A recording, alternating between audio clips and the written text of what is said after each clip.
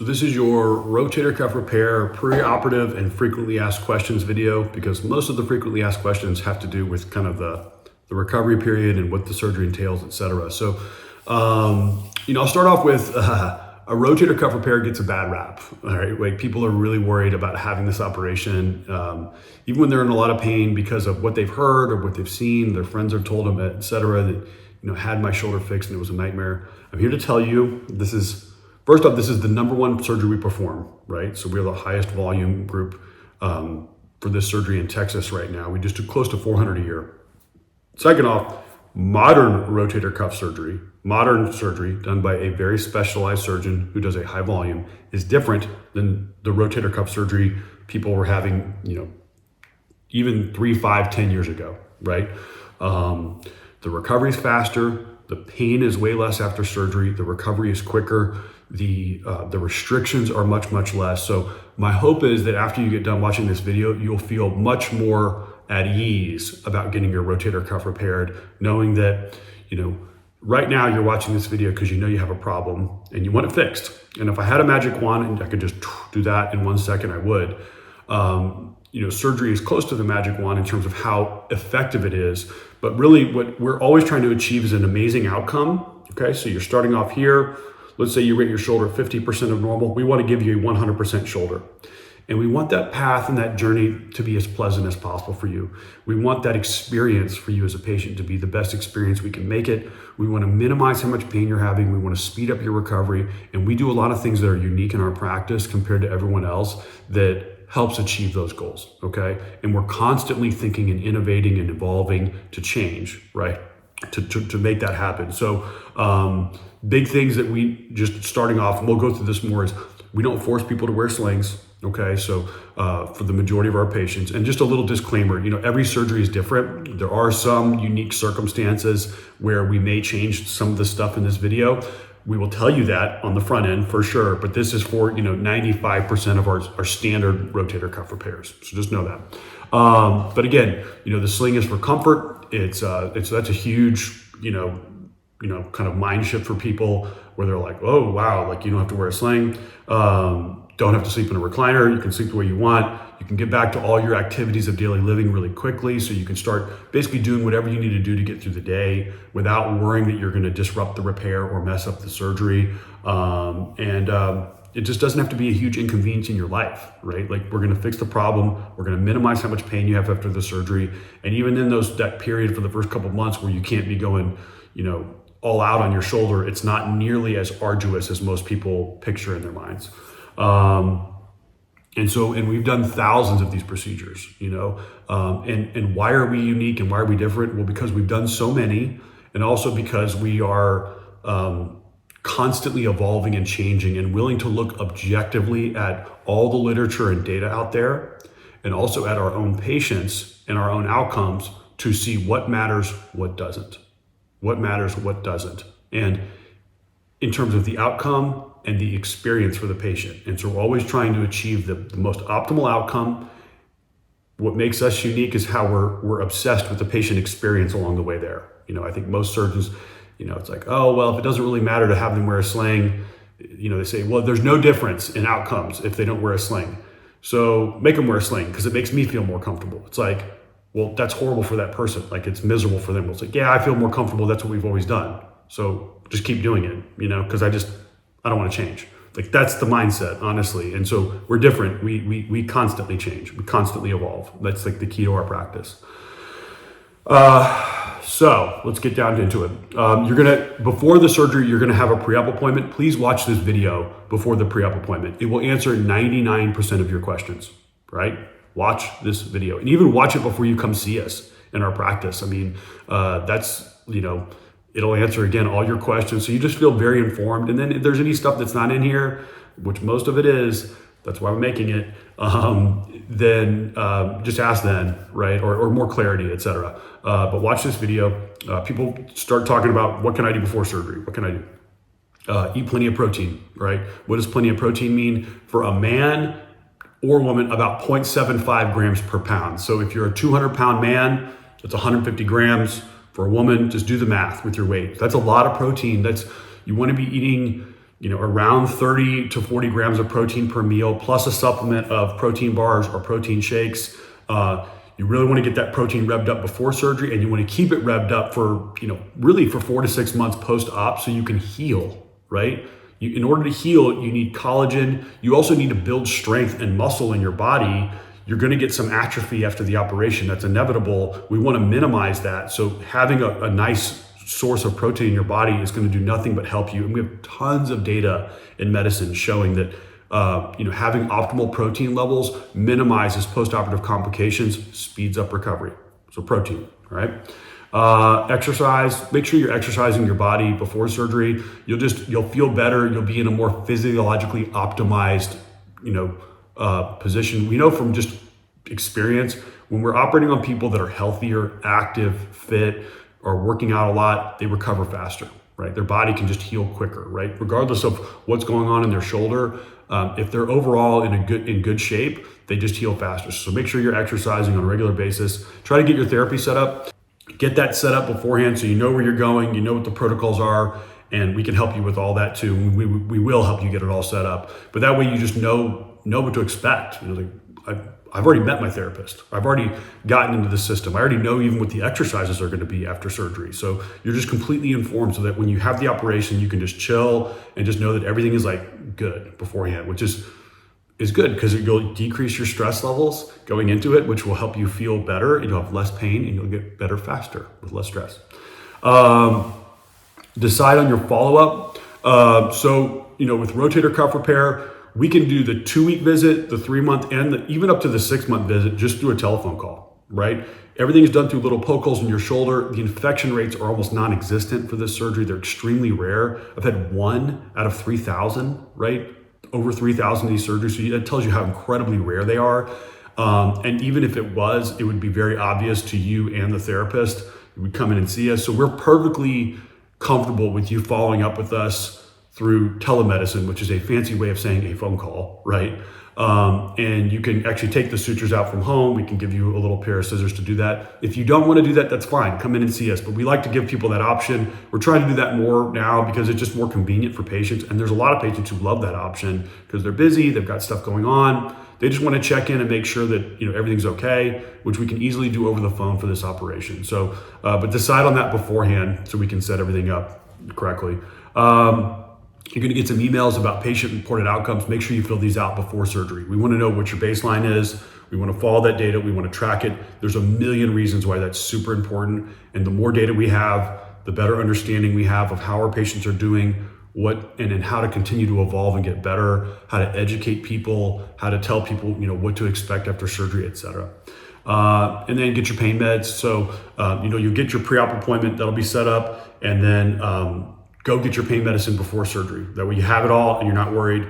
And we've already gone through all this stuff, and you'll know exactly what to do, and there won't be any issues with pharmacy, right? Like when we take group call for our group, and every week you get these patients who there's some sort of issue, and they're after surgery and they're panicking because they don't have their medicine. And it's that's why we really stress, just get it all before you have the operation so you don't get in that situation. All right, so that leads us to the first thing people want to know about, pain control and meds. We do a lot of different medications. We try to do a multimodal pain approach for rotator cuff repair because we want you to feel better as fast as possible. We want to minimize narcotic use, all right? We want to minimize narcotic use. So we do a nerve medicine called Lyrica. We have you take that pre-op and post-op, all right? And all the instructions will be written out. This will be very clear.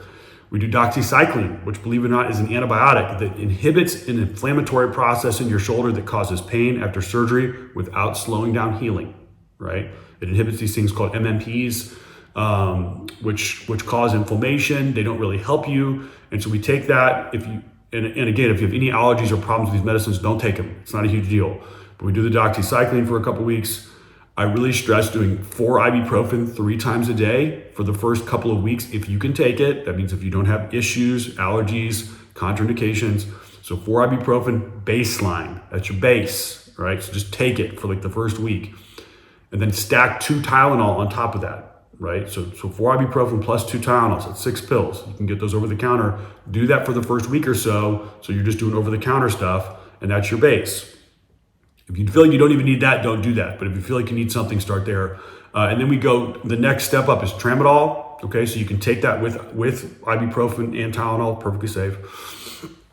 Tramadol, and then the oxycodone is the strong boy, right? So that's what you need if you really need something, and we give you plenty of that. We also give patients the option to do we have some medical grade CBDs in our practice that are very effective that you can throw onto all this. It's very safe, very effective for a lot of people, especially to help you sleep.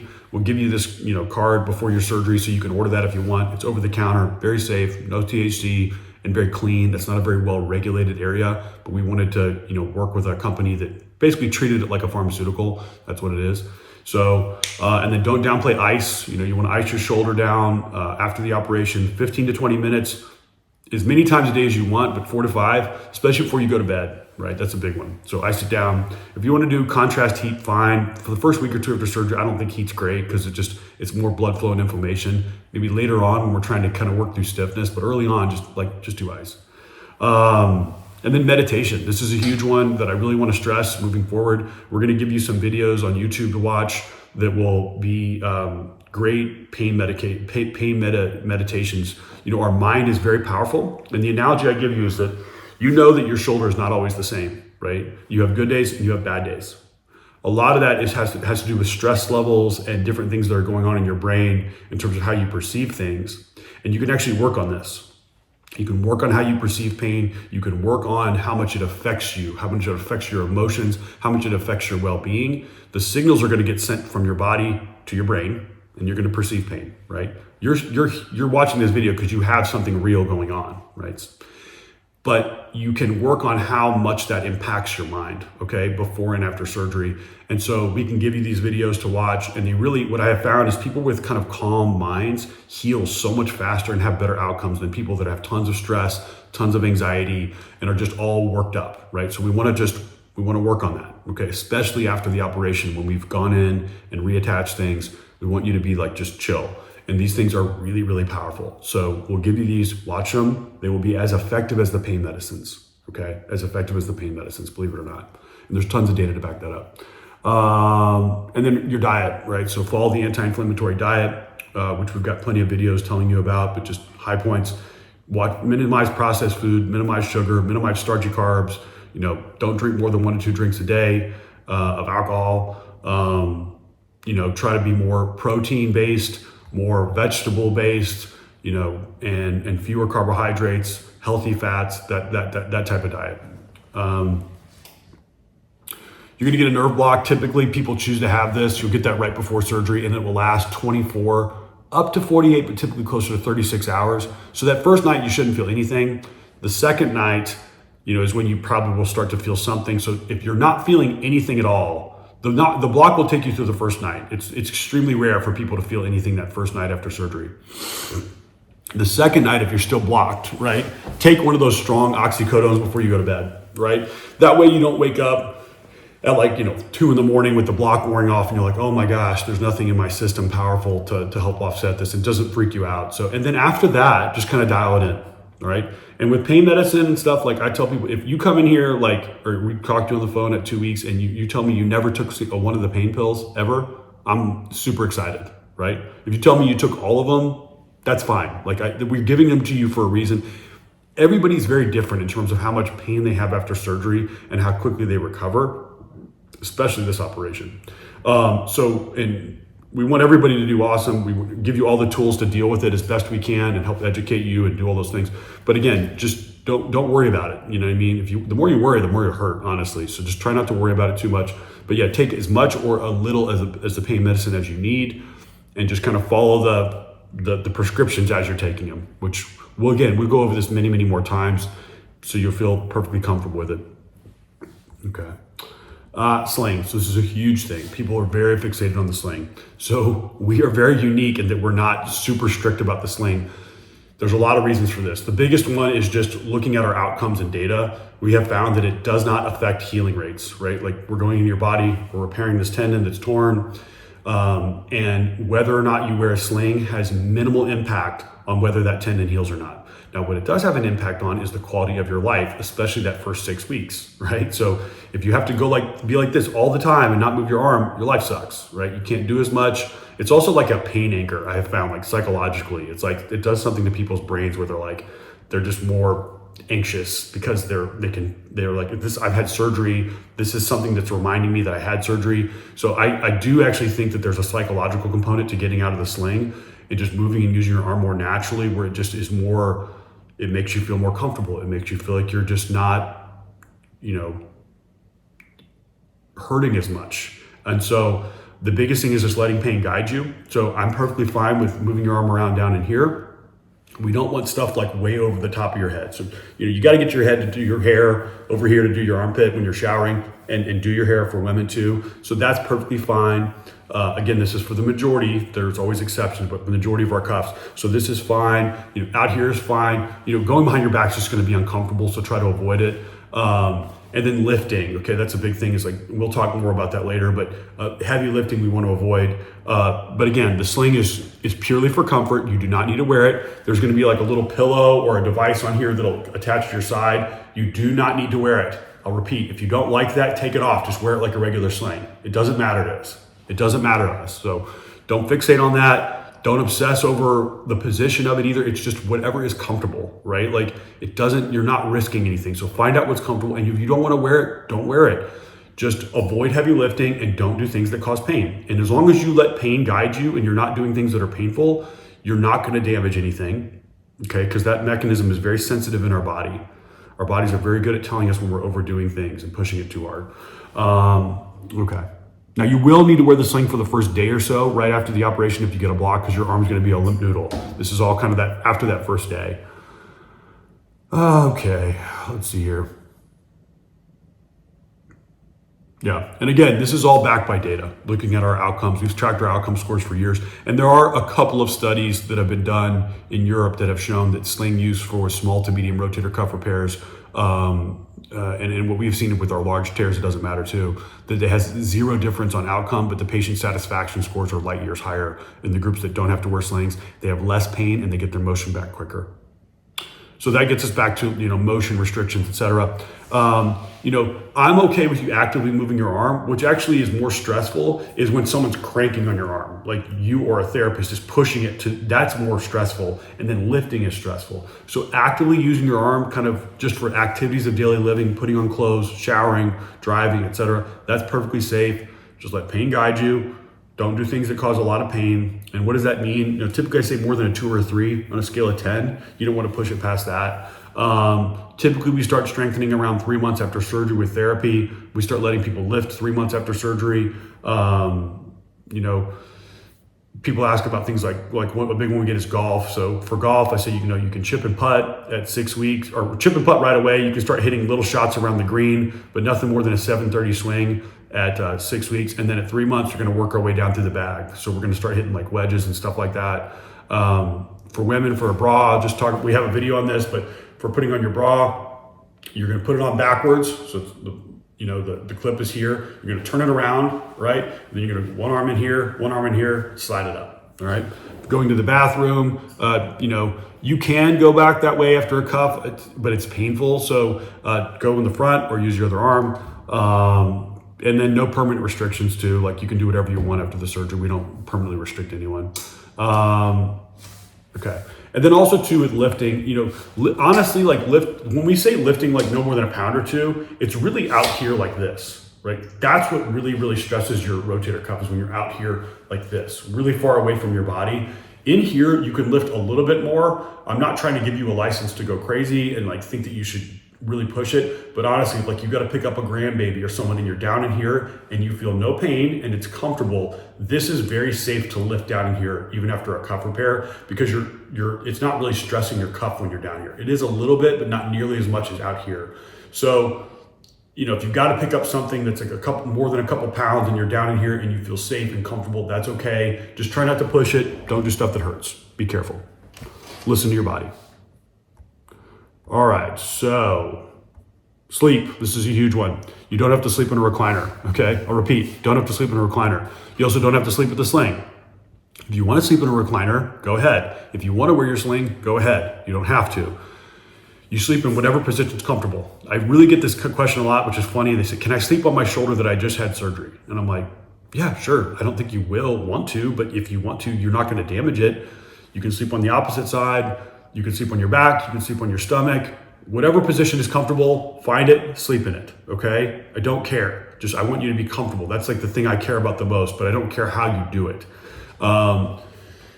What I have found to be the most comfortable is to put 1 or 2 pillows up behind your back, wear the sling or don't wear the sling, but put 1 or 2 pillows underneath your elbow, and that way your arm's kind of propped up like this. That's what I found to be the most comfortable position for most patients, right? If you don't like that, great, but that's what most people like. Okay, so therapy is a big one. You can do traditional in person if you really want. We have our own therapists that are great. We can give you some other therapists around the city that we trust. There are some home videos that I've made that are very simple. Okay, incision care, very simple for this. This is arthroscopic surgery, so minimally invasive, little poke holes around the shoulder. Typically for a cuff will be like 4 or 5 poke holes. They're small, like just enough to put a pen through. They're very small. We put stitches outside the skin there, and if you want to follow up again through telemedicine, we can actually give you just a pair of small scissors to take them out. It's very easy. Just 1 clip, pull them out. If you don't want to do that, that's fine. Come in, we'll do it for you. The dressing that we put on your shoulder is waterproof. It's a big bulky one. You can take that off. First off, you can shower with it the first night, right? So let's say you have your surgery on a Tuesday morning, Tuesday night, go ahead and shower. Take it off on Wednesday or Thursday if you want. You'll see all these little poke holes with just a little stitch there. Just put a Band-Aid on there, right? And it just keeps it from like hitting your clothes or like anything getting caught in the suture. If you don't want to wear a Band-Aid, you don't have to. Most people feel better having something over it. And then what I recommend is shower. Let water run over those Band-Aids and just change them out because they'll get wet. So you just want something clean on there. And then we typically take them out after like 10 to 14 days. That's it. And so very, very simple incisions, and they heal up nicely. It's very difficult to tell you even had an operation once they heal up. So arthroscopic portals are very, very cosmetic. Bruising and swelling. So expect this. We're doing a big operation through little poke holes, right? So we're going in, we're reattaching tendons to bone.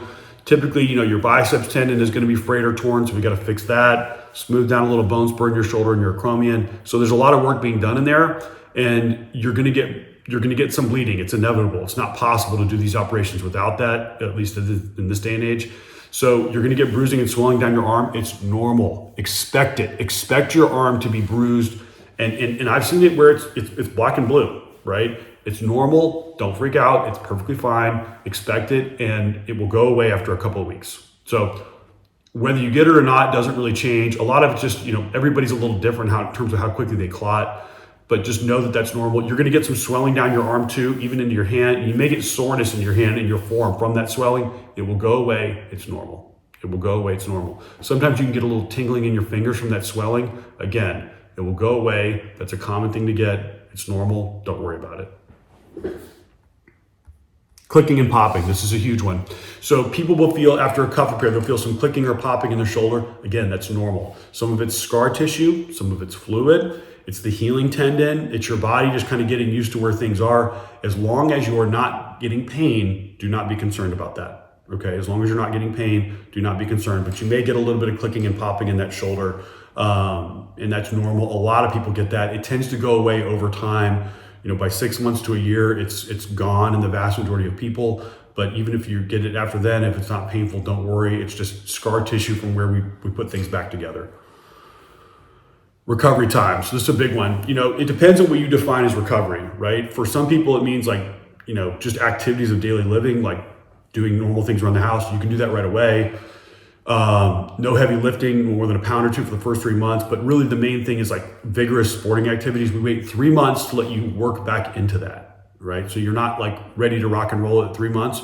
where you're ready to start building up your strength and doing more, to where the full recovery from cuffs is around 6 months. Some people it's longer, some people it's shorter, but around 6 months is most people have the vast majority of their strength, motion back, pain's way better. And for us, a lot of our patients get better way faster than that, and their pain relief is much quicker. And a lot of the things that we do intraoperatively and postoperatively help make it so they don't have this like horrible 3 months after surgery.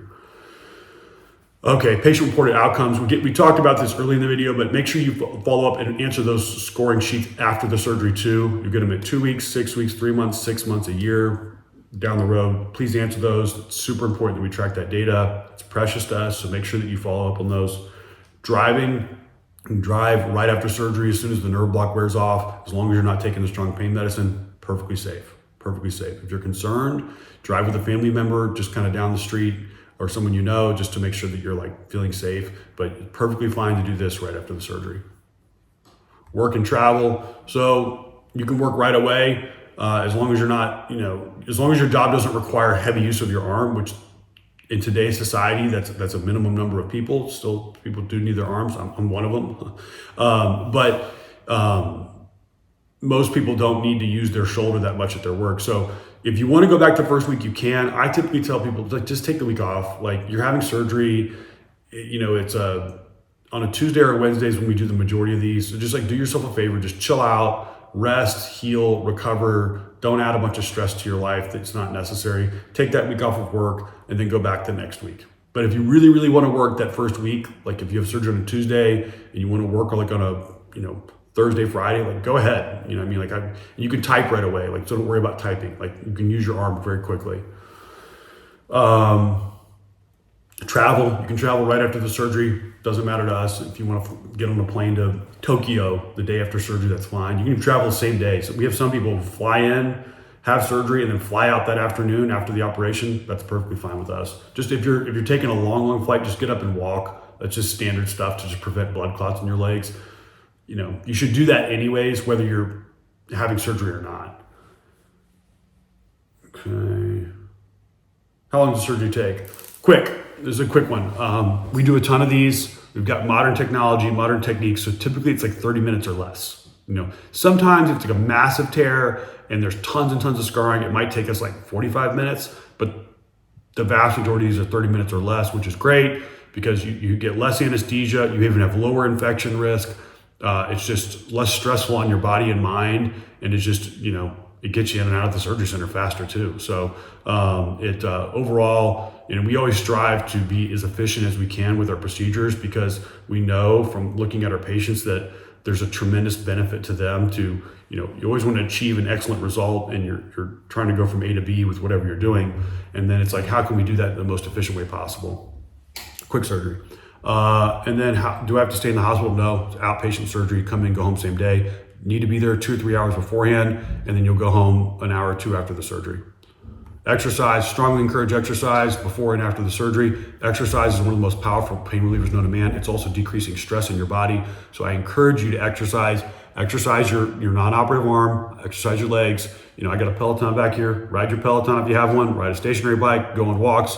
Do something every day to get your endorphins flowing, plus your exercises for your therapy, and you will feel light years better. You will have less pain. You will have a quicker recovery, and you'll just feel better overall as a human being. So hopefully this answered all your questions. We're excited. And if we're fixing your rotator cuff, looking forward to giving you the shoulder that you deserve.